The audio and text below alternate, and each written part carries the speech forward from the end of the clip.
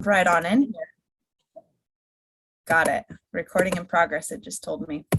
Um, I call all my presentations Smart from the Start, so I apologize. Rob came up with a much better title than Smart from the Start. But a little bit about why he even asked me to come and present to you all. I work for Oregon State University. I'm housed within the College of Business, but I work for a service called the Center for Advancing Financial Education, also known as CAFE, and we serve all students at Oregon State and beyond, because Oregon State is a land grant institution. So we serve students who are people in Oregon. So I'm saying that to you because I'm going to give you lots of information. And of course, every situation is unique, and just know that we're a resource that exists. And if there's ever any of this or other financial related topics, concerns that you want support with, CAFE could be an option for you to find some of that support, whether it's one-on-one advising. We have peer mentors who are trained advisors, myself and another professional staff member who's a trained advisor. And then we also have a certified financial planner who, so she does more like the upper level, like I'm looking for investment strategies, or I'm going to graduate and I need a post-graduation plan. So there's those sorts of services with CAFE one-on-one. We also teach a class, heaven forbid, if you ever find yourself at OSU. And we have a whole slew of like online resources. We do presentations and workshops, etc.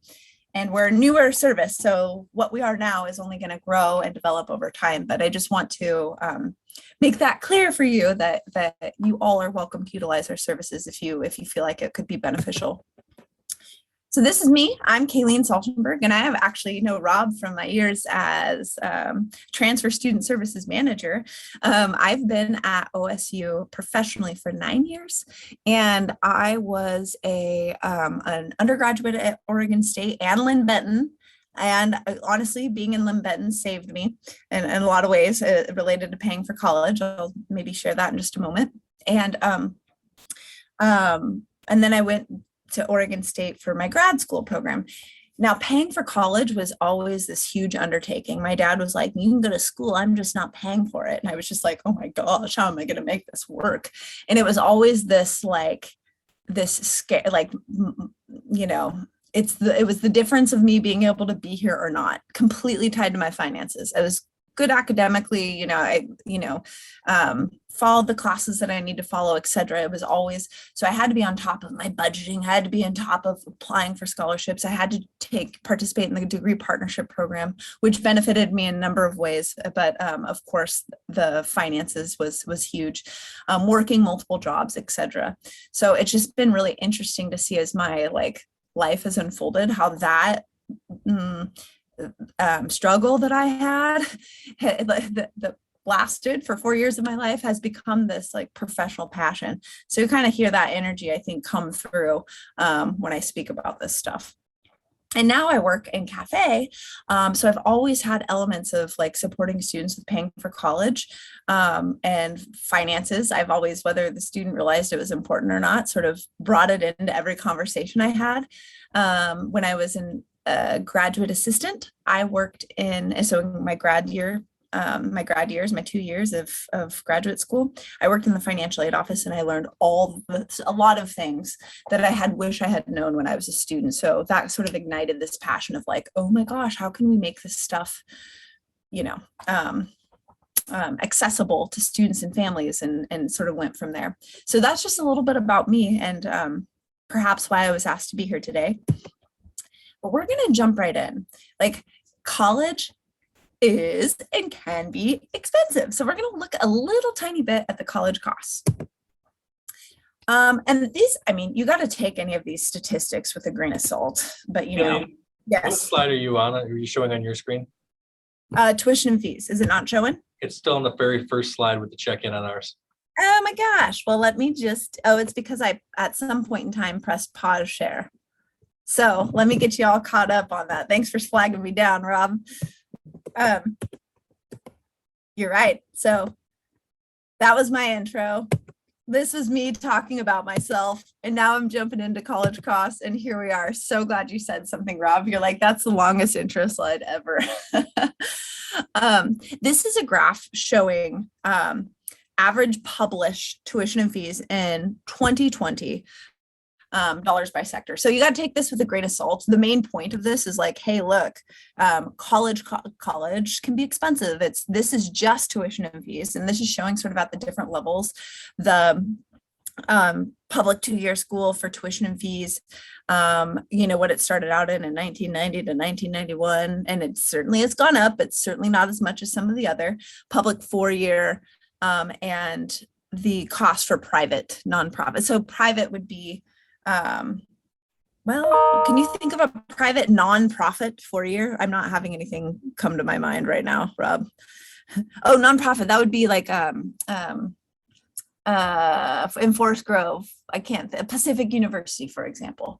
You got to take all of these with a grain of salt, because those are just sort of an average. And granted, I don't want to turn anyone off who's thinking about a private nonprofit, because usually they have way more scholarship opportunities privately than, or through their, donors and things than, for example, public 4-year, which would be like an Oregon State. But what we can agree on is college can be expensive, and costs usually go up, not down, as the years unfold. I wanted to pull out Lynn Benton's estimated cost of attendance. First, I want to explain what cost of attendance actually is. That is, every financial aid office has to create this cost of attendance, and it has to include these categories. And it's not saying, hey, this is what you owe us, or this is what it's going to cost you to come to Lynn Benton.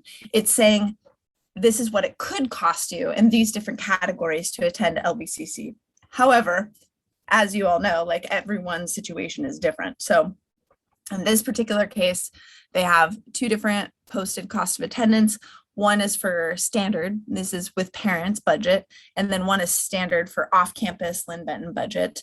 And it's showing an average for full-time would be $6,102. And so it has to include tuition and fees, books and supplies, loan origination fees, room and board, transportation, personal miscellaneous. I'm pointing this out because if there's any of you who maybe you've been doing the financial aid thing, maybe some of you are planning on transferring, when you see these posted cost of attendance, you have to take it with a grain of salt and try to figure out what's true for your situation. It might give you kind of an idea, but it's still just an estimate in these different categories.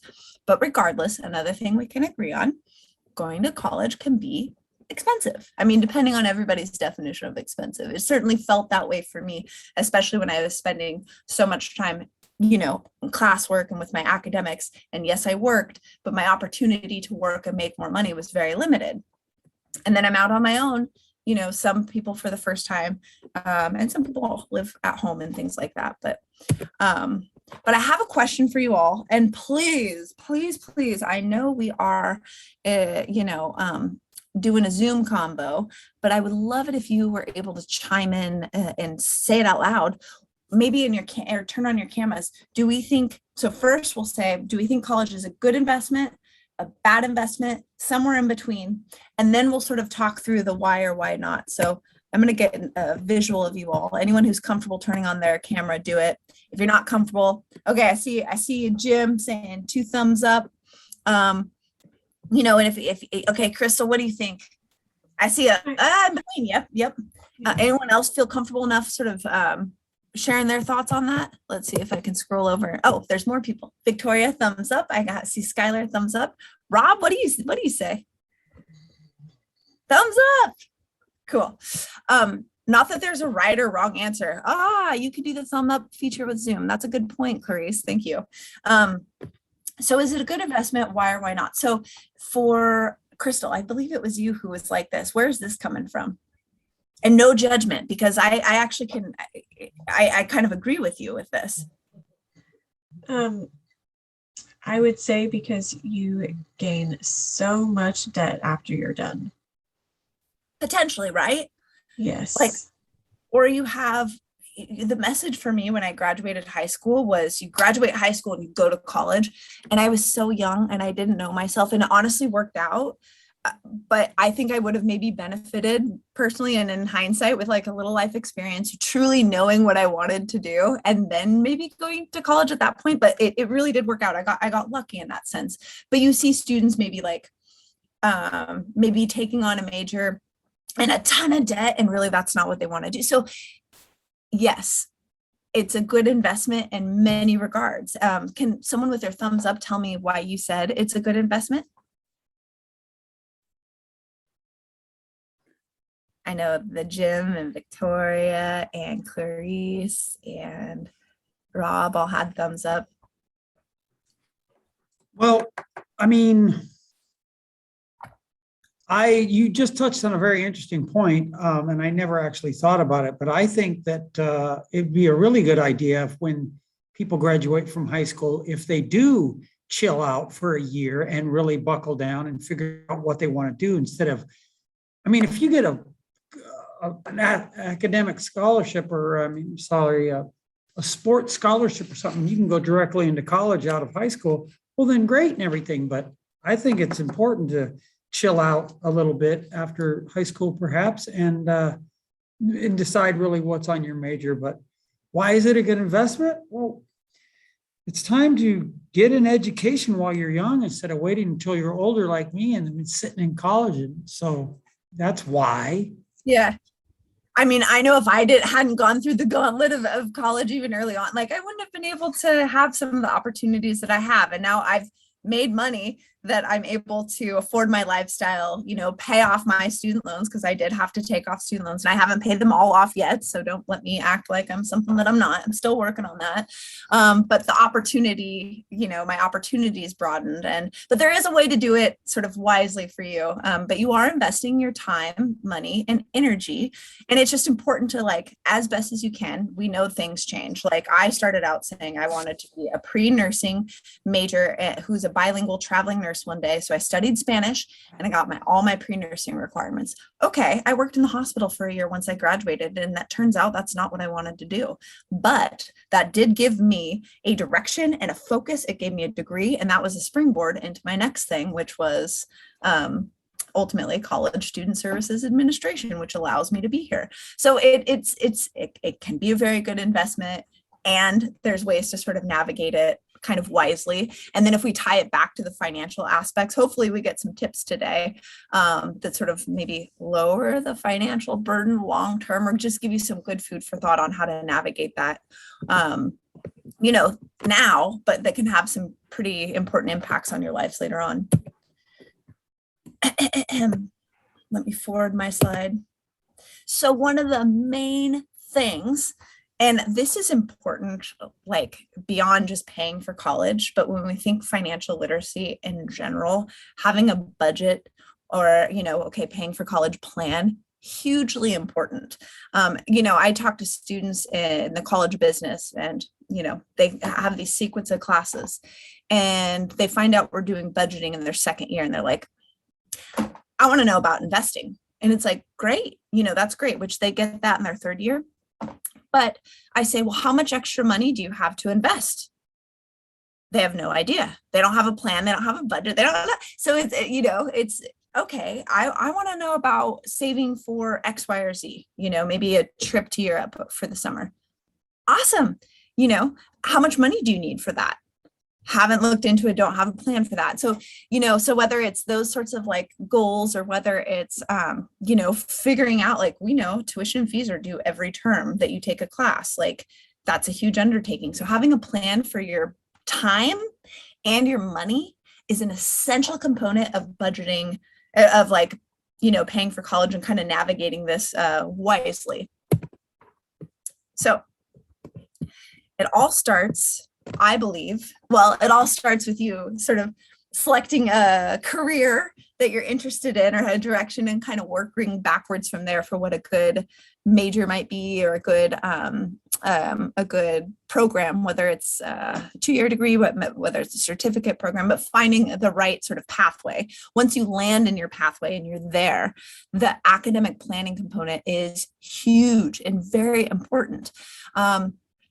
And so here are a few reasons why. So even before you get into the budgeting aspect, every major or every program, every option, every certificate, all of them have unique program requirements. So some within those requirements have sequenced or gateway classes, meaning you need to take courses in a particular order, like anatomy physiology series that I had to take. I had to take it in order. I couldn't just bounce around and take it. Your grade or GPA. Sometimes you might need to earn a particular grade in a course to then move on to a course that sort of follows that. Or sometimes it's a whole group of courses for your particular major that you need to earn a particular GPA.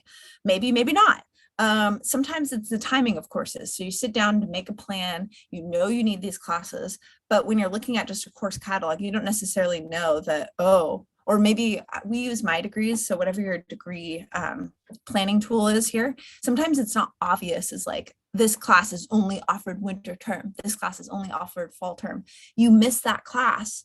You're planning on enrolling in it. You find out right as you're going to go enroll in it that you can't enroll in it. And now you got to wait a whole other year. And that just like messes things up, or messes your, what you're originally thinking. So having a well thought out academic plan that's planned out with someone who is from that major, like an advisor from that major who knows that program very well, knows these sort of nuanced things that maybe it's kind of hard to just gather, is a great starting point. Because what happens if you don't earn the grade you need, if you miss a class that you need for a series of classes, or you change pathways or add a minor or an option or something like that? Well, that could mean, not always, sometimes that stuff just happens, but it could mean all of a sudden you find out, oh, it's going to take me longer. And that longer time, and it's okay for me. It's like, I work with students who know that in advance because they've planned it out. They know that, okay, it's going to take me a little bit longer, a couple years out, but I know that and I can sort of plan for it. It's maybe the students that like, they didn't do this planning and they sort of just make assumptions and then they think, oh, I'm done this term, next term. And then they find out they need to wait the whole, maybe take an extra term or wait till next term when this is available. This particular course is available, and so it could mean more time, which means greater overall costs, and that adds up, right? So I would just encourage, if you haven't already done this, like try to figure out your total time at LBCC and map out each term, like the type of credits that you're taking. So is it online? Is it in person? Maybe you all have a price difference with that. Maybe you don't. But the type of credits you're taking each term from now until graduation, knowing you can always go in and update it, or now until you are done. And then if you're planning on transferring, try to start planning ahead for that ASAP. Connect with, like at OSU, we have transfer advisors. You'd want to connect with them first as an entry point, but every school is going to be different with this. But try to figure out, okay, the classes that I'm taking here, will they transfer and count towards my major here? How much time will I have left when I transfer there? If you could sort of map that out, that's great. And that data from having that plan is really important because then you can pull up tuition and fee charts. You don't have to use the estimates with the cost of attendance. You can actually go in and see, hey, this is how much it's going to cost me. Or an estimate, this is about how much it's going to cost me, because usually tuition goes up year by year, for example. And you can start getting estimates of what that's going to cost you. And that information can be really helpful as you plan ahead. So steps that I encourage for students to take related to college financial planning that sort of feed into budgeting. At minimum every term or terms in advance, or maybe you have it kind of on cruise control, but these are just steps you can fall back to when you need to map out the numbers and the costs. But step one would be assessing your direct expenses. And so when I say that, direct expenses, those are the things directly charged to your LBCC bill. So in your case, tuition and fees, for example. Each term you register in a class, you have a direct expenses, you have a LBCC bill that includes tuition and fees.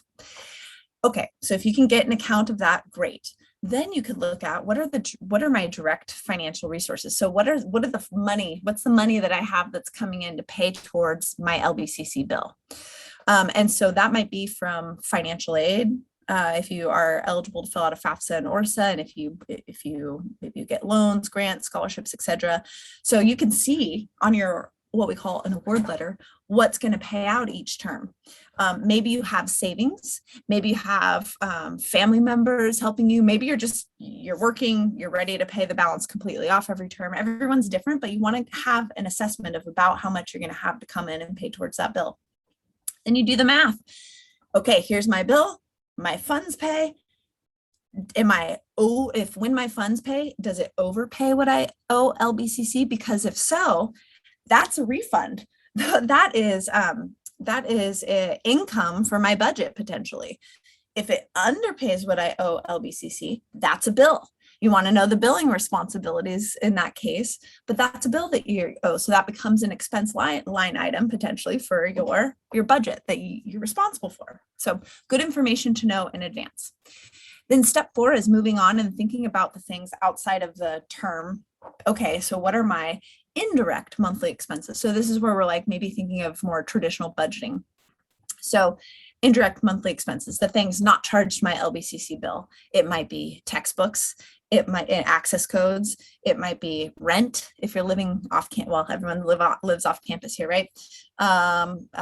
Your cell phone bill, your gas, your food. Those are all examples of indirect monthly expenses or expenses. And then you have income potentially. So if you got that refund, maybe that's considered part of your income. You know, we got quite a few students out here working in the lobby, you know, so they're earning a paycheck potentially, I'm assuming, but I shouldn't make assumptions. So maybe you have a student job. You know, so about how much are you making each month? Maybe you're getting paid biweekly, etc. But you want to have an idea about how much money you have coming in, and then you want to do the math. And when you do the math, are you spending more than what you're making, or are you right on point, or are you actually spending under what you make? So you have some extra money each month. Good information to know. And if you can do that early on, then you can start sort of like making adjustments. But we're going to focus in on that. We're going to focus in on sort of these steps 4, 5, and 6, which is maybe more aligned with a traditional budget.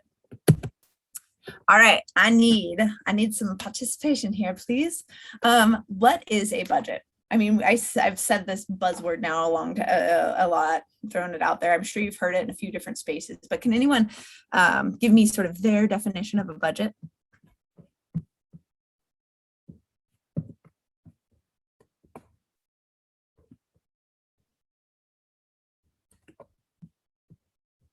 And I have no idea where I put everybody, like the visual of everybody. I can see everybody right now. So Victoria, why don't you tell us, since you unmuted right there?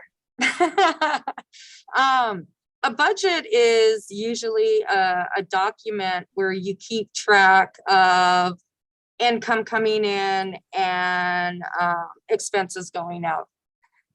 Month to month, you know, year after year. You hit on the main points exactly. So you're saying for a set period of time, maybe month to month, maybe it's an annual budget. Maybe you have like an annual budget plan, but then you have a month to month sort of plan that you follow to kind of bring that larger plan to life. What else? Anyone else want to add on to that, or have something that they want to add to the definition of a budget?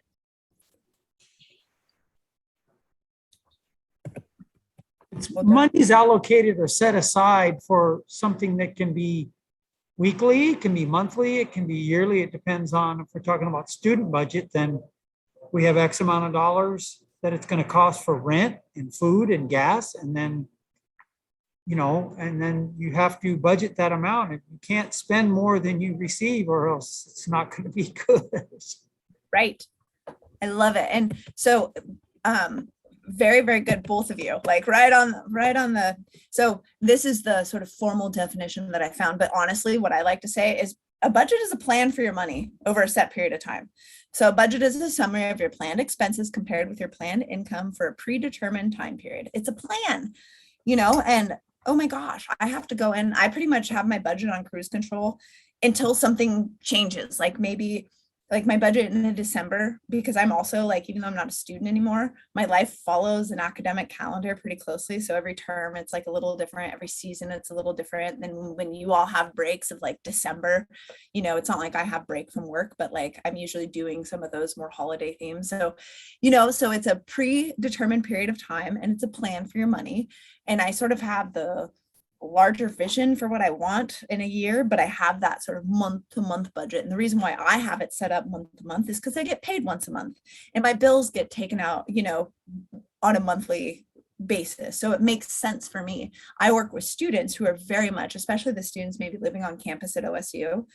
I mean, their expenses are sort of on a term, time frame. One of my best friends, I meet with her and help her sort of with her budgeting stuff. She's getting that on track. She gets paid bi-weekly. So she has 2 weeks at a time sort of increment of budget. So it's picking that time period that works for you. And there's no one way to create this plan. So Victoria, I think it was you who mentioned like in a document. Perfect. I have I put mine in Excel, but I also use like banking apps and things to bring that to life. I've used journals before because it's just practical and in my face in my everyday life. And I kind of like write it out. Like I maybe did that in my earlier days. So there's no one way to do it, but here are some, okay, well, wait, before I get to here are some, I would love for other people to chime in and tell me why develop this plan for your money? Why develop this budget?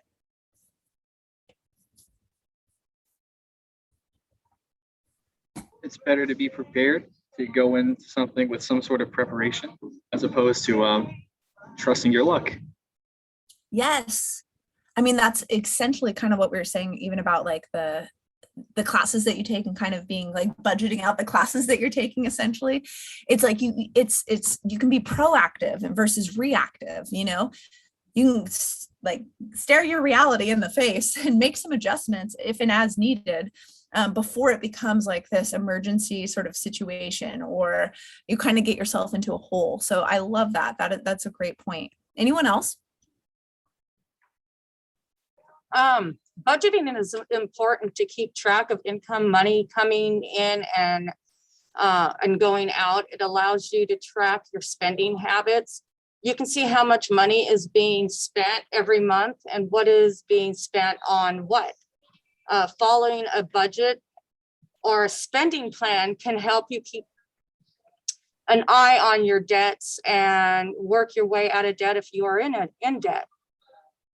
Love that so much. My friend that I was telling you about who, she has taken on way more debt than she probably should have, but she's never had a budget until recent time. She's really ready and committed to getting it on track.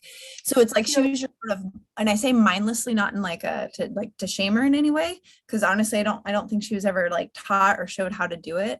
But just sort of like spending and doing the things that are offered to her until now. And now that she has it written down, she can see it and she can really make some informed decisions about, oh my gosh, I have Hulu, Netflix, Disney Plus, all of these things. Do I really need that? No. And I'm spending X amount of dollars on coffee each month. I still want my coffee, but do I need to spend that much money on coffee? No, and wow, if I make some of these changes, here's my, for debt management, you mentioned, I can make an extra $10 payment towards this. And I know that doesn't sound like much, but that adds up, so I love that you can be strategic and it can help you accomplish and achieve some of the goals that you have for yourself. So a couple of other sort of formal reasons I pulled out. As you get older, your income and expenses will grow. So sometimes I give this presentation and I'm in front of 18-year-olds who hardly have any experience in this. And sometimes I'm in front of people who've been doing this for a long time. So, and everywhere in between. So I apologize if some of you are like, yeah, obviously. But I mean, it's true. As you go through life, usually your income grows, your expenses grow, both in terms of dollars and sort of complexity. So large purchases like I want to buy a car, I want to go to college, or I'm putting somebody else through college. House purchases cannot be made oftentimes spontaneously. They require a plan to pay for them. And a budget provides you that plan for your money so you can attain your goals. It honestly is a tool for you to live the lifestyle that you want to live or achieve your goals. And a budget means a budget helps you track your spending, just like you were saying, ensures that you are living within your means, or helps you sort of get back to living within your means.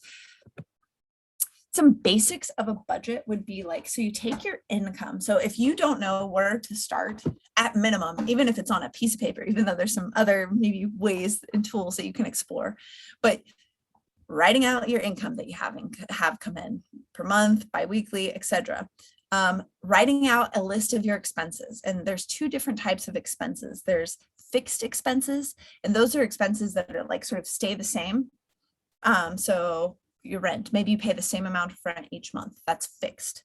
So you can kind of like confidently put that in there. You know what you're paying each month in rent. Another example of fixed expenses might be like, I'd say cell phone bills, but you know how sometimes maybe you use more data, and so that might actually go up. Yeah, your car payment, fixed usually. Then you have variables, like they're variable expenses like gas, food. It's like, it could be, high one week, it could be low another week, et cetera, et cetera. With those varied expenses, you want to track those, and you want to get a good idea about on average, and maybe overestimate for each of the categories. Like on average, this is what I tend to spend on food. If you just sort of pick an amount, I want to spend $50 on food each week. It's like, yeah, but is that practical? You don't want to set yourself up for failure. So with those variable expenses, you really want to take time and you want to track. You can either look at bank statements and credit card statements and track it that way, kind of historically, or take a period of time from this point on. I'm going to save my receipts. I'm going to figure out in these different categories, what's an average of what I'm spending each week or each month, etc. So those can be tricky, but we all have that, or most of us have them. So you take those income, you subtract the expenses, and you either have extra incomes or you have money left over each month. So you have a surplus, or you are spending more than what you're actually making. So you have a shortfall. And if that's the case, don't shame yourself. At least you have it written out. And now you can go through and you can figure out, how can I plug spending holes, which we'll talk about in a moment. Or, wow, I need to do something additional to make some additional to make some additional money. And this is the amount that I need to be making.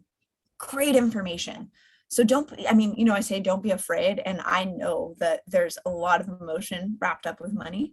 But when you sort of get these basics etched out and you're able to like see what you're actually doing, that information is so powerful. And again, it gives you a tool to be proactive. So I want to ask again, Muhu Haha, what is one goal that you have within the year? So like this year, a goal that you have. It doesn't have to be related to money necessarily, even though my point is it will probably relate back to money and budgeting in sometimes abstract ways and sometimes very direct ways. And also, what is something that you value most right now? Because both our goals and our values can change over time. Would anyone mind sharing? And I can't see the camera, so so chime in, or Rob, if you and if not, I'm happy to just share my own, but I'll be quiet for a minute.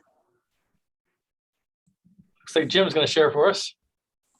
Thank you, Jim. Yeah. My goal you have within a year. Well, I'm going to graduate in June. I know that. And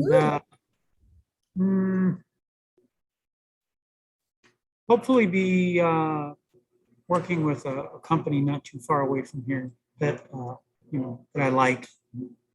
And then something I value most right now, free time when I don't have 5 tests that are due and things to do. So free time, yeah. And what do you like to do in your free time?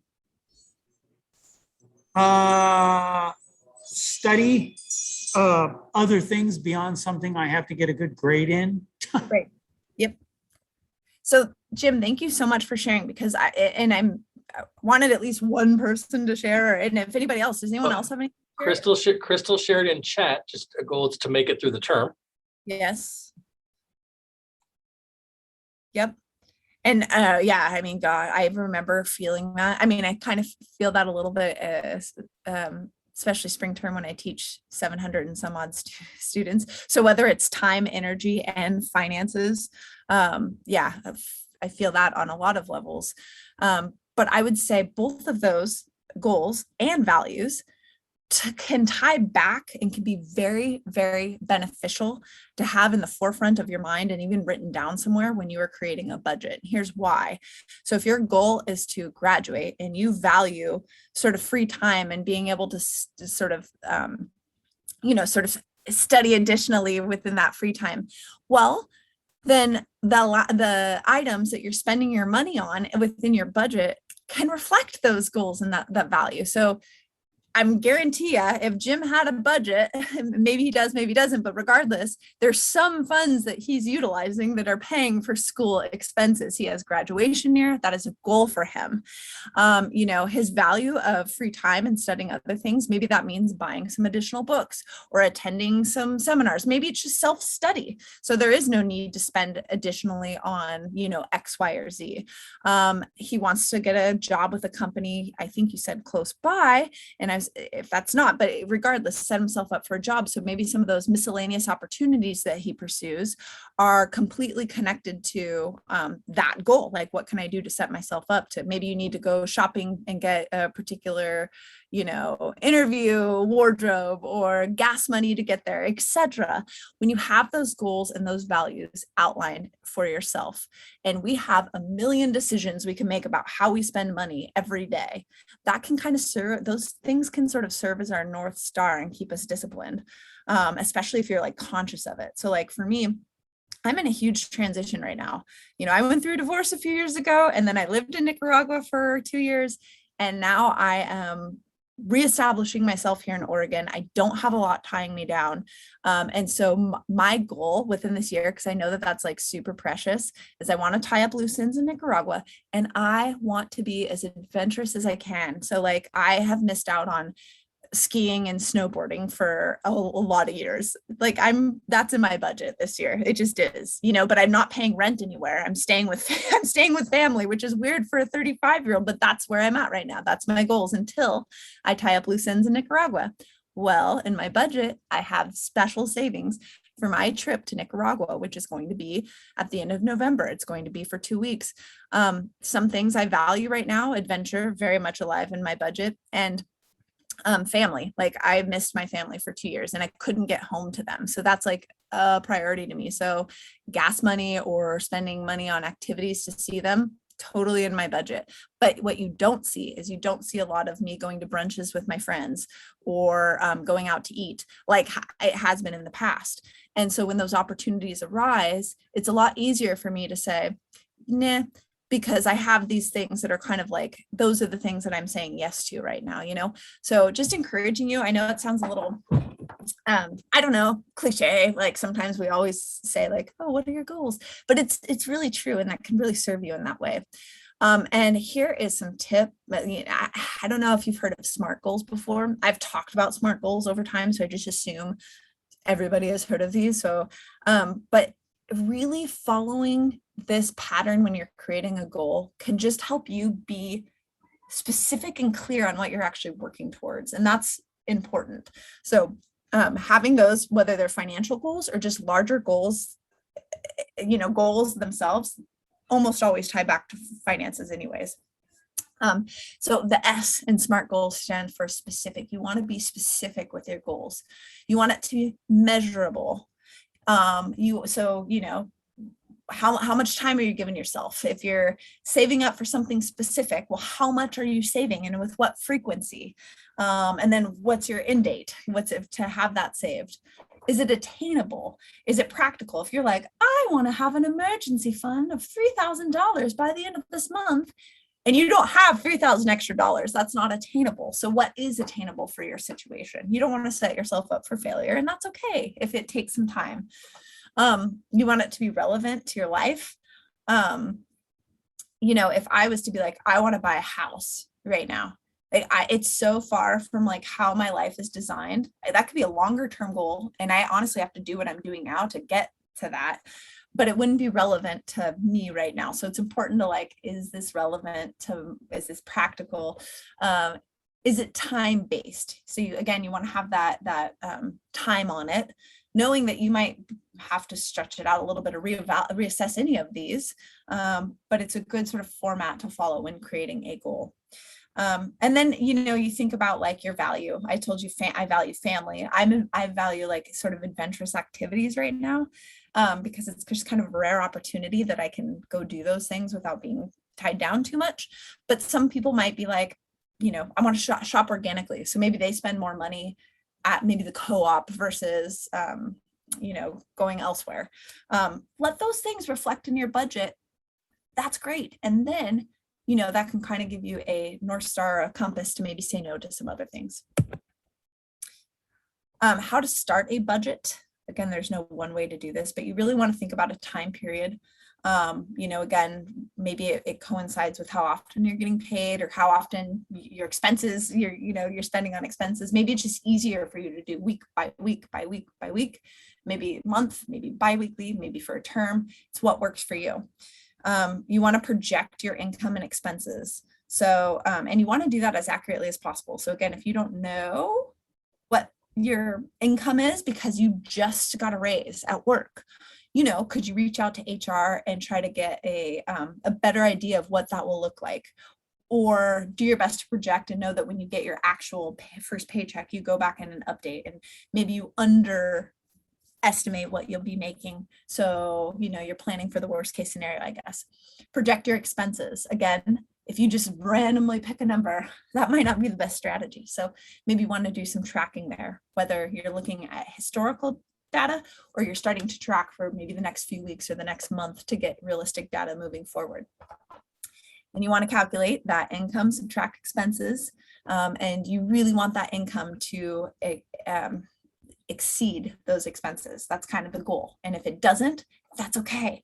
Now you have a starting point and sort of a way to assess and work towards that.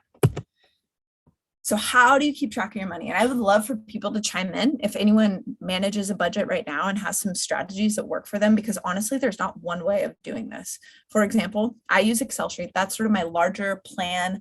And then I use my banking app and I can see, hey, am I actually sticking to this? A lot of categories in my budget, I actually take out a set amount of cash. And so that for the week, that is my, extra food money. That's what I call my vice money. So I love thrift store shopping. All of that is like, I get like $60 a week. So it's like, I can go out to eat. I can go swing by the Goodwill. So I can do those things, but it's within reason of what's in my budget, So I use a combination of my banking app and Excel. And then for my Nicaraguan expenses, because I have stuff that I'm paying for there, I actually write it out in a journal every day and fill in those monthly line items in my Excel sheet later. I don't know, because I don't know why I do it that way. I just do. So that works for me, but they have so many different budgeting apps. Mint tends to be a popular one with the college students I work with. I have the whole slew of things that they can research and find what works for them. And a lot of people really resonate with Mint.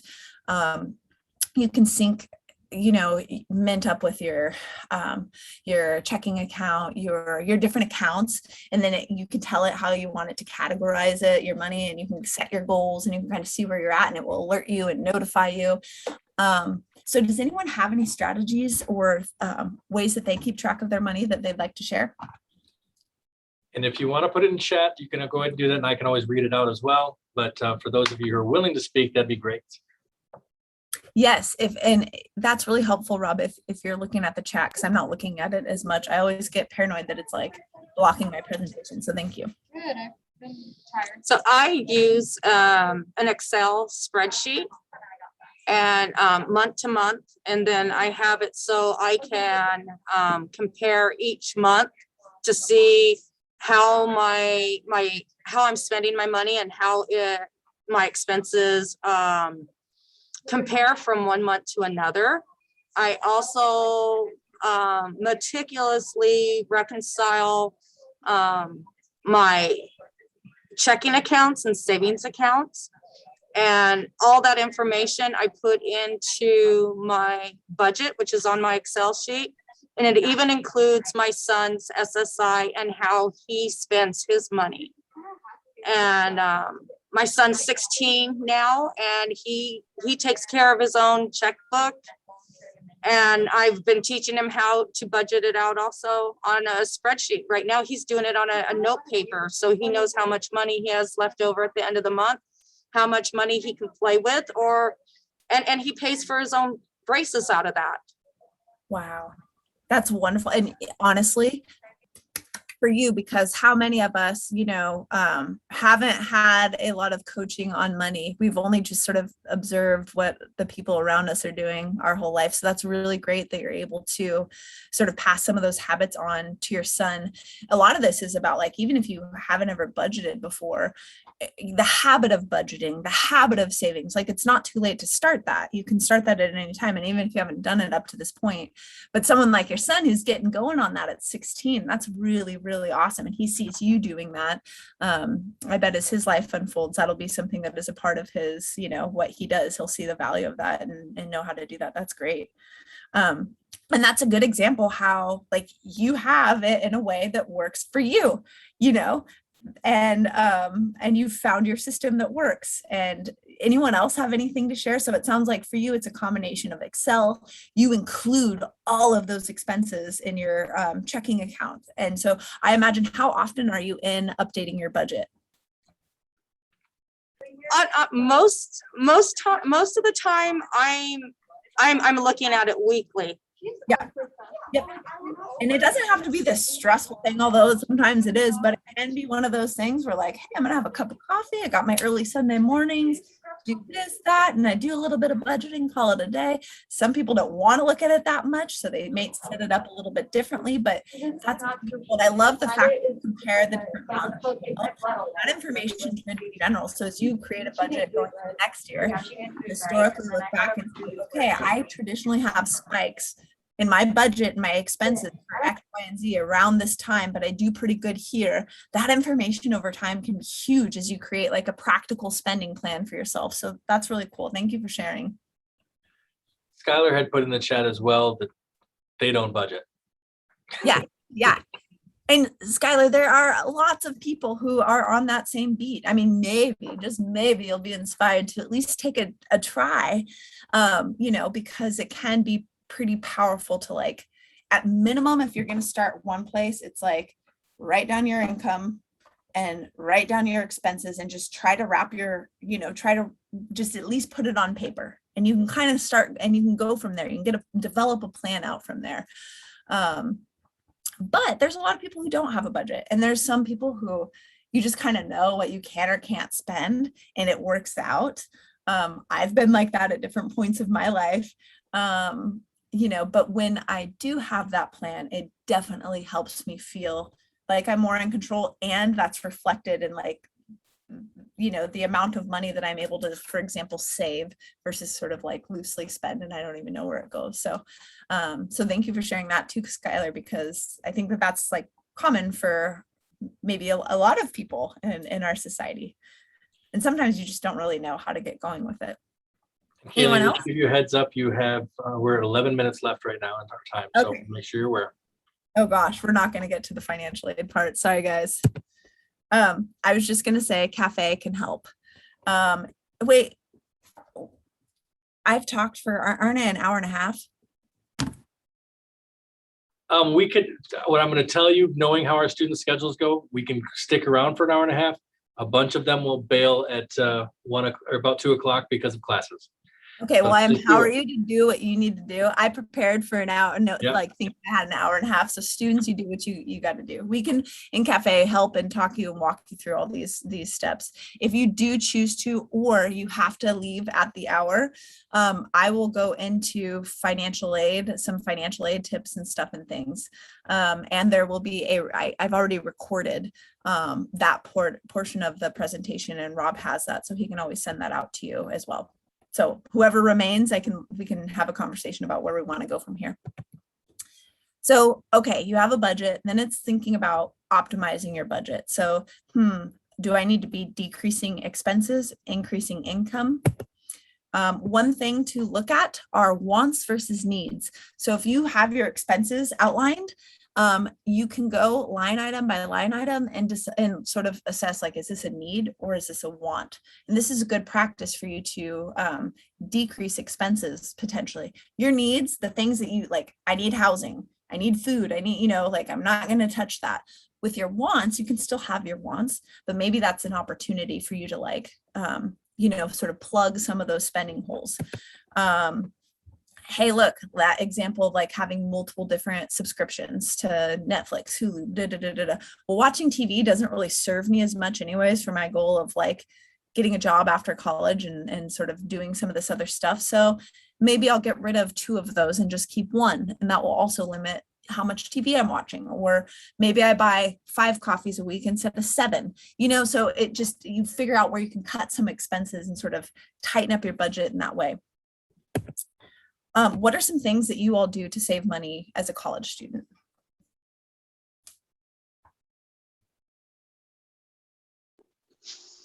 Me personally, I try not to eat out too much. I try to definitely cook at home and take lunches to work with me. That is so powerful because we like come, anywhere we go, there's just like restaurants and things everywhere. So it's such a temptation, but it's really, really powerful to like get in the habit of buying your own groceries. You spend $20 on a meal, that's one meal, or you spend $20 in a grocery store and you have like multiple meals, so it takes some discipline and stuff, but that's a great piece of advice and can save students a lot of money. Anyone else? So here are some ideas and things that you can do to decrease expenses. Live with roommates or live with, family members, etc., to sort of share costs. I'm looking at like costs of rent. I came from Nicaragua where I was paying $500 in rent and I lived in a beautiful, and here I'm like, oh my gosh, I have to have roommates. Like I just can't do all the things that I want to do when I'm ready for it, but cost share in that way can be really helpful. Cook versus eating out. So snaps on that one.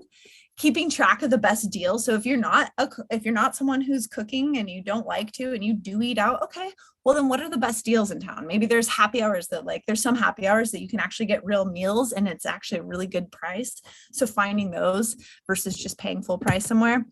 Attend free events which offer free food. We have a lot of those on OSU's campus. I know every campus is different. Ask for student discounts. Oftentimes, if you have a student ID, there you could say, hey, do you accept student, are there any student discounts? Buy used or secondhand versus buying things brand new. That's like my motto all the time. I'm head to toe in used clothing all the time. Live closer to campus. And I know this is like, if you're able to live closer to campus, commuting can be an expense, but a lot of times when you're closer to campus, there's like more resources right there. You don't have to worry as much about transportation because driving and parking and things, not here. Parking's not expensive here, obviously. But in Corvallis it is, for example. Being mindful of utilities, honestly, like even just like turning off the lights when you're done with them, or in Nicaragua, electricity is really expensive. I would even unplug the refrigerator for a couple hours a day. I'm not saying do that necessarily, but like, maybe button up some of your habits there. Maybe even find ways to save on your cell phone. You know how sometimes you go into the cell phone store and it's like, oh, we have a promotion, or if you do this, this, and this, you actually save. So like checking in on that. Living at home, if that's something, then I say at home, I guess I'm thinking of like parents' home, family member home, friend, whatever you identify as like home base, maybe there's an opportunity to live there. That doesn't work for everybody, but it is something to consider. Sometimes you have to still pay rent, but maybe it's a lower cost. And sometimes they might even let you live for free. And I have a Zoom thing in front of, cut out the vices, which I don't necessarily, like maybe there's some habits that would be better for you to they're expensive, they don't serve you, and get rid of those. One thing that I do, I think I already told you this, but I take out a set amount every week and I still get to have some of the things I love to do, but it's within my budget and it's fixed. It's not varied. I know what I'm spending on those things. Anyone have any other ideas? I have a suggestion. Some years ago, I was in a similar situation and a friend of mine said, okay, here's what you do. Get you a little notepad, okay? He said, from the time you leave the house, anything you spend money on, anything, 30 cents for a pack of gum or a coffee and a donut, gas, anything you spend money on from the time you leave to the time you come home, write it down on this little piece of paper. Okay, so I wrote it down. I got home that first day, $23 out of my pocket. And I was like, I did not realize that I was spending that much amount of money. No, I excluded gasoline. Okay, I did, because that's just, it is what it is. Yeah. And so after that, I cut out those couple little things here and there and got it down to something a bit more manageable, Yes. times 10, 20, 30 days. Yeah. That's a lot of money. That is such a wonderful idea of how like actually tracking that gave you this oomph to plug some of those spending holes. If you think about a hole and you're just like leaking money out in places that maybe you're not seeing, so you're able to like get visually sort of understand or, wrap your brain around like where that extra money is kind of going day by day. And you're right, $20, X amount of days in a row. Wow. So then you're able to make some concrete, like, you know what? I don't need to buy a pack of gum every time I'm waiting in line at the AM, PM sort of decisions. That's great. That's that tracking that can be very, very powerful. Anyone else? We got 3 minutes for those of you who are leaving at the hour.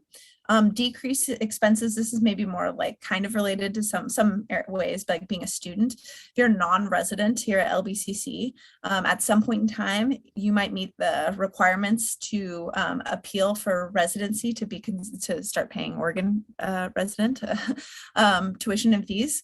So just being aware that that's a thing. I want to say it's like you have to be here for 90 days, but I am not going to pretend that I'm the expert on that. It's just something to look into that could save you money on tuition and fees. If you're going to be transferring, looking at programs like the Degree Partnership Program or other partnerships. I know you have a partnership with Western Oregon. There's some ways through that partnership that you can maximize to like really, really, really be efficient with your transfer and start planning ahead, let alone just working with the school and planning for that transfer early on can be really powerful as it relates to the cost of your education.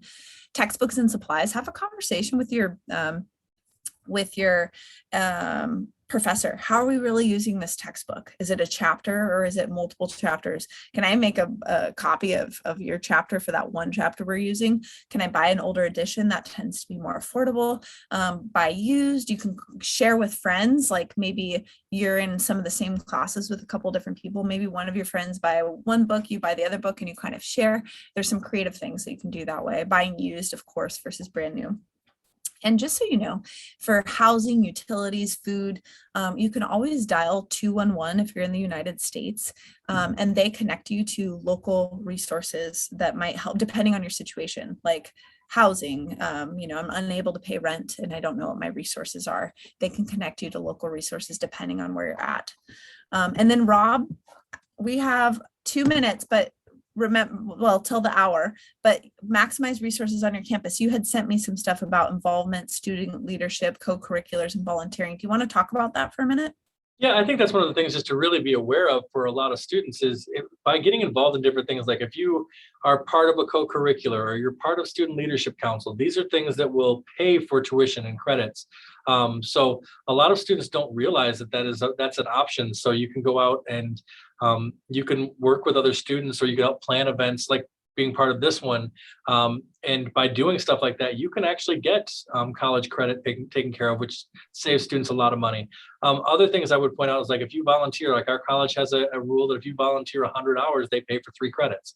A lot of our students volunteer normally anyways, but they don't recognize that they could get credit for doing so. So by putting in those 100 hours and just logging them in our system, they can get 3 credits paid for.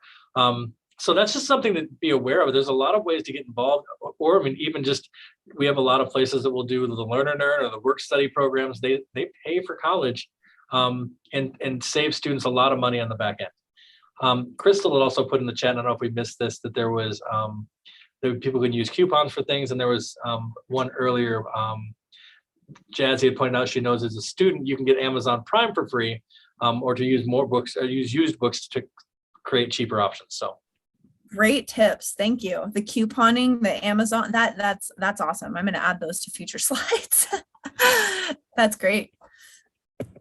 So then, okay, so maximizing your budget. So we're thinking, how can we increase our financial resources? And just again, something Cafe can kind of help and troubleshoot with. Like, am I truly maximizing the financial resources and financial aid? I know that we're OSU specific, but we can help you brainstorm that at your current school, like kind of know how to navigate that as well. Or reaching out to your own financial aid office to say, hey, am I truly receiving the maximum amount? Sometimes, for example, I work with students who they reach a credit threshold and they're actually eligible for an additional amount of student loans, for example. But they weren't originally awarded that, but they need the additional funds. Or with so much that has happened with COVID, there's some federal dollars. So there's some emergency funding, at least at OSU. And I believe probably here, because I think all schools received that, but I don't know how they've managed and paid those out. It's just something to check in, because you never know. Employment on or off campus, Rob sort of touched on that, at least for the on-campus stuff. Turning your hobby into a side hustle. Like my hobby, I love to walk. I walked before I came here at LB to sit down and do this presentation. I walked because I love it. So me being making an account on that rover.com and walking people's dogs. I love dogs and dogs usually love me.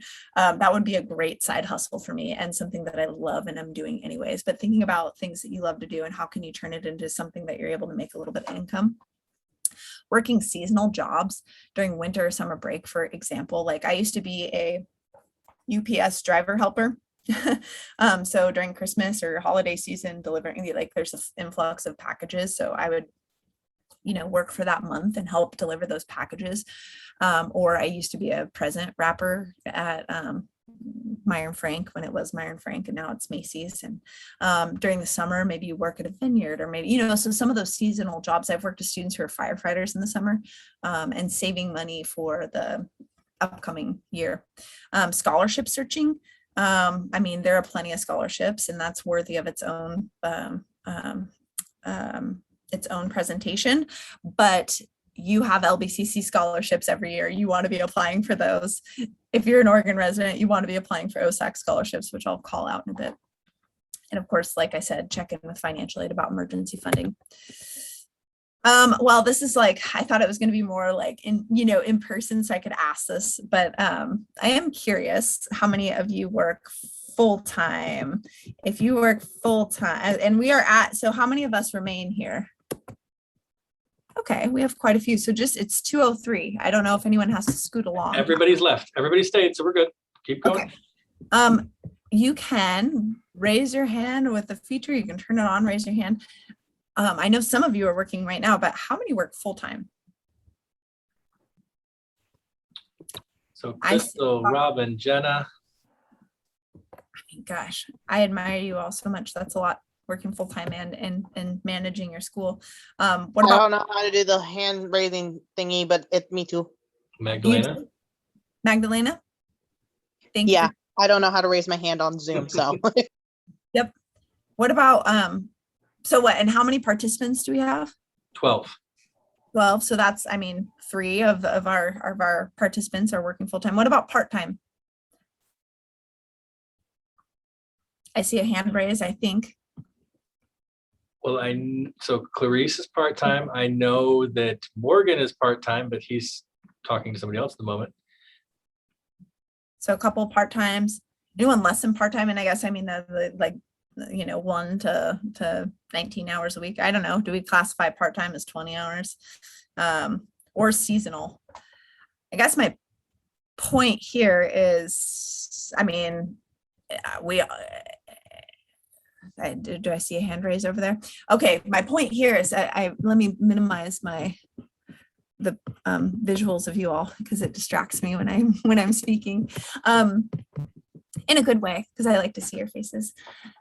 But a lot more. I don't really know how it used to be, but a lot of students do work and go to school at the same time, which is a lot. I know when I was in school, I worked multiple part-time jobs. It didn't equate to a full-time job, but I had to for my expenses outside of just my, OSU and LBCC bill.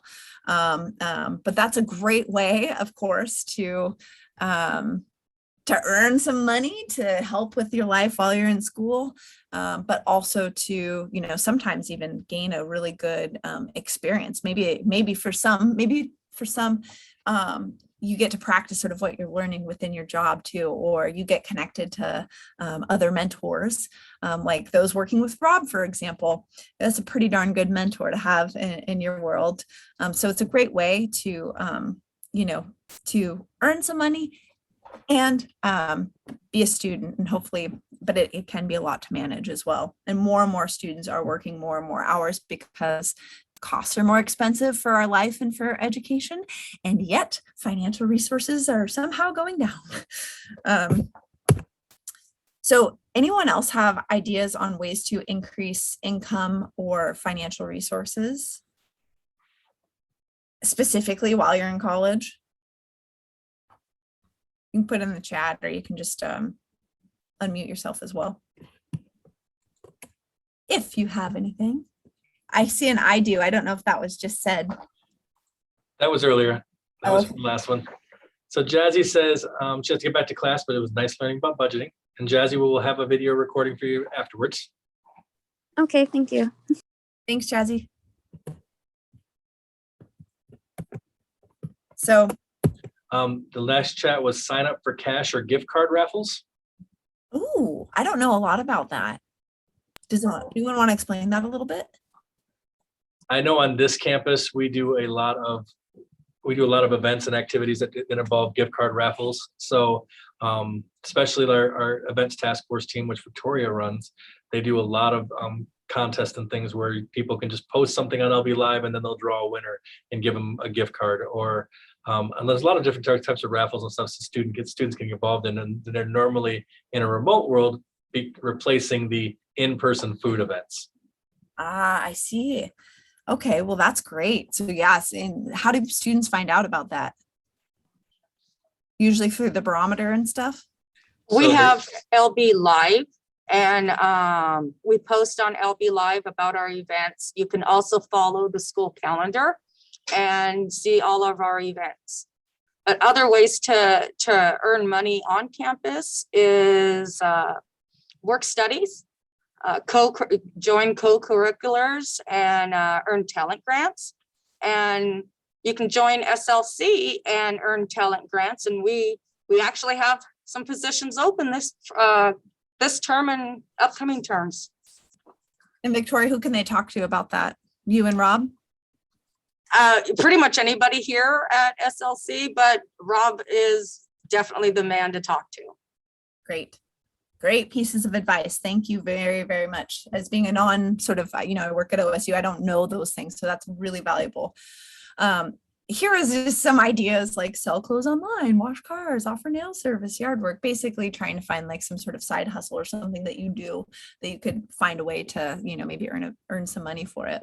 I would say another one that's a big one right now is food delivery. If you have a car and you're willing to drive, that is a big one right now because a lot of people are looking for those roles. Yeah. Thank you for saying that, Rob. That's something too that usually like the last few presentations when we've had these conversations, like I always have someone in the audience saying like, oh, I've been helping, I don't know, DoorDash. I'm new to the whole food delivery thing. Again, I've been in 2 years in Nicaragua, so I haven't had to use it as much, but yes, that's a really good point. So I had mentioned, so we're talking about ways to find other funds, and I had mentioned like scholarships. If you are an Oregon resident, you want to know about Oregon Student Access and Completion, or OSAC scholarships. There's one application and it has over $17 million in scholarships, multiple different scholarship programs for Oregon residents.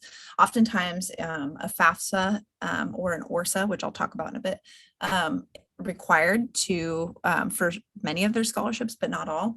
But it's nice because it's one-stop shop for students to kind of see what scholarships are out there. And then you actually got to go through the steps to be fully considered for the different scholarships and figure out which ones you want to be considered for. But that is a good place to go. And it opens every year, November 1st, with a final deadline of March 1st. And it's not just a log in and quickly apply, like you need to spend some time with it, but something to consider to get, because if you get a scholarship, that reduces the amount that you might have to borrow, or maybe that means you don't have to work as many hours, or it's just helpful for your life as it is. I'm going to cover a little bit about financial aid, and I can go into detail about this all day long. So financial aid money to help you pay for college. I'm focusing on the financial aid things that you might be awarded through the FAFSA or the ORSA. The FAFSA is the free application for federal student aid. And this is for domestic citizens or eligible non-residents like permanent residents in the United States. It's an online secure portal. And you want to, if you're eligible to fill this out, you want to fill this out every year. It becomes available in October for the following academic year. So here we are in October. The next academic year is 2022, 2023. You want to be filling that out. And for ORSA, that's the Oregon Student Aid Application. That is for undocumented students in Oregon. So if you're eligible to fill out the FAFSA, you are not filling out the ORSA. That's for undocumented students in Oregon. And through that, students get, it's very similar to the FAFSA, as similar as it possibly can be. They have similar goals of getting like this measurement called the EFC. But it's, you know, it's your way to be considered for financial aid. So same steps to follow every year. You want to, in October, I mean, just don't even wait, because there's certain programs that are first come, first serve. And if you wait even to December, there's a chance that the financial aid program you might have had, a grant, is already awarded up to somebody else who's applied. So if you haven't done this yet, you need to do this, and you need to mark your calendar every year. You can put up to 10 schools. So if you're not quite sure what you're doing next year, fill out the FAFSA anyways, put all the schools you might attend, and, you know, at least you're keeping your options open. Both the FAFSA and ORSA open every year in October. September through October, there are LBCC scholarships that you want to apply for this academic year. And I don't know the formal deadline. I don't speak to the LBCC scholarships on a regular basis, but I got one, and it covered all my tuition and fees at LBCC. And I did that 2 years in a row. And that was one of the things that sort of saved me from having to drop out. November through March, I mentioned those OSAC scholarships if you're an Oregon resident. After you fill out your FAFSA through the early spring, you want to always be completing any outstanding requirements for FAFSA or ORSA. Complete all financial aid requirements before the priority deadlines, which we'll look at that, but Lynn Benton specifically has priority deadlines for the term. And so they're going to have things for you to complete in order for your financial aid to pay. And you need to be paying attention to that through your MyLB, figure out what you still need to complete and get that into them in a timely manner.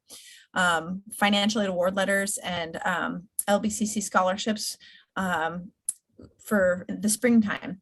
So you want to pay attention to your financial aid award letters. If you never get it in the springtime, there might be something that happened with your financial aid. So let that be a trigger to sort of follow back up with financial aid and say, where's my award letter? And then there's another round of like applying for LBCC scholarships that you want to pay attention to.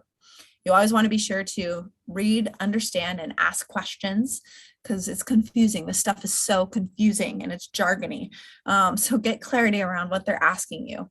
Accept free money and make informed loan decisions. You do not need to accept those loans right away at all. You can leave them hanging out there until you know that you need them, and you don't have to accept the full amount. You can accept a partial amount, and then if you find out you need the full amount, you can accept that later. Priority deadlines, going back to that.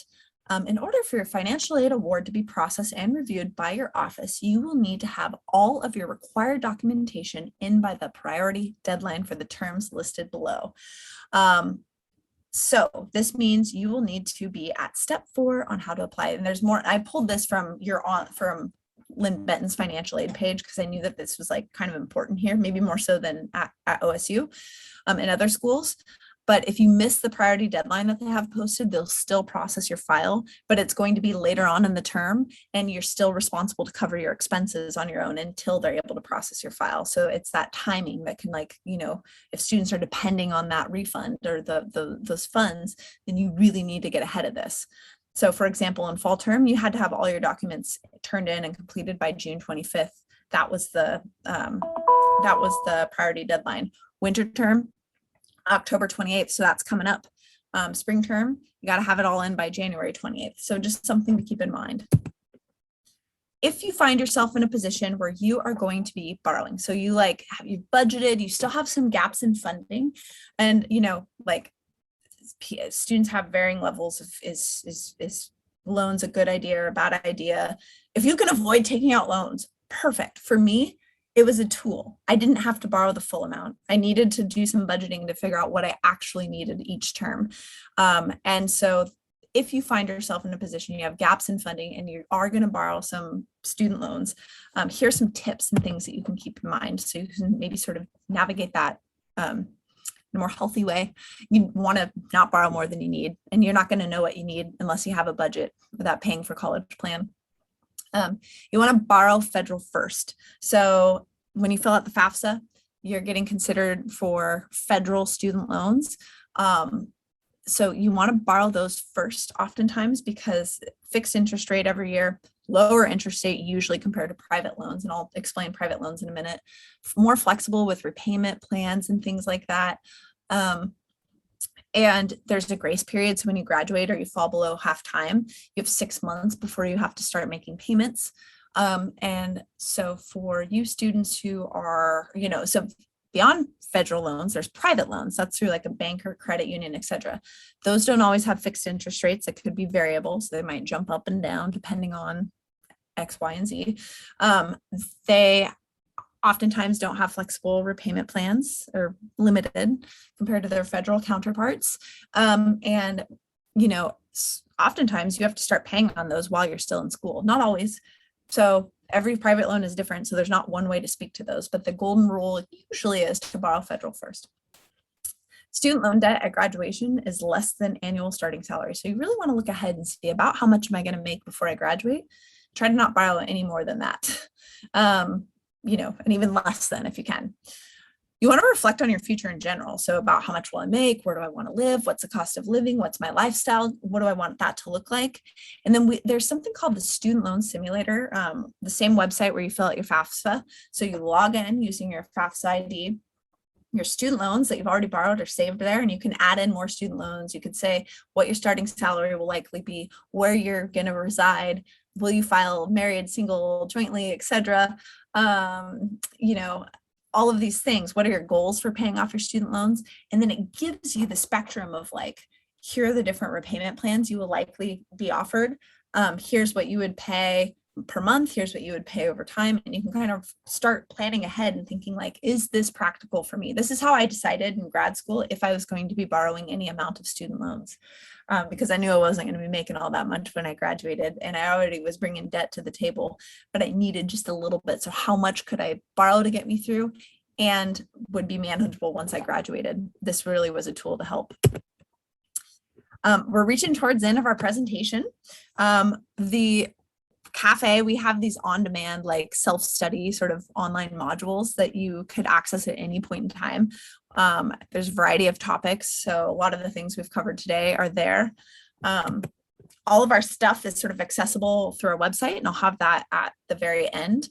But you can see Cafe, one of the very first things here is book an appointment. That's a great way to kind of get some support. Working one-on-one with somebody, but also get connected to our other resources and services. And there is our information. Email is cafe@oregonstate.edu. Our website is cafe.oregonstate.edu. And that's what I got today. I stretched it out a little bit over that hour period of time. I wonder if anyone has any thoughts, questions, or comments.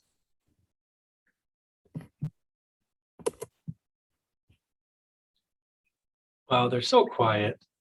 That's all right. I really appreciate you all sort of chiming in as I went through, because I've had a lot of these Zoom conversations in the last year, and it's been more quiet than this. So that I thank you.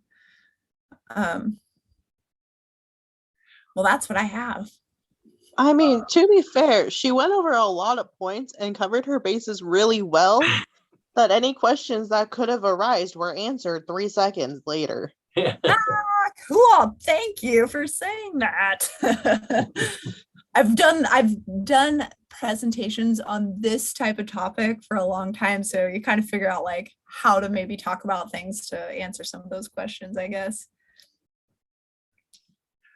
Well, last call for anybody who has not checked in yet today. If you didn't, give me a second and I will share the link to check in again. I believe most of you have, but just to be on the safe side, because I don't want anybody to miss out on, us sending you some free stuff, swag type thing, because we do that, with this type of event. So Pay attention.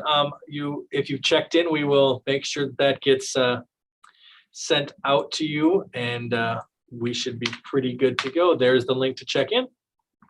And again, we have recorded this, so if anybody wants to go back and watch it, just let me know, and I will get a copy of it out to you. And then I would say thank you, Kayleen, for all the effort and work put into this, and we really appreciate it. And if you're watching chats, you're going to start seeing thank yous pop in there, because that's typically what they do at this point. Thank you very much. Thank you for having me. Thank you. Hiya. Thank you for asking me, Rob. No problem. All right. Well, with that said, we will go ahead and end this session. Thank you all for joining. Thank Bye. you so much. Thank you. Have a good day. You Bye. too.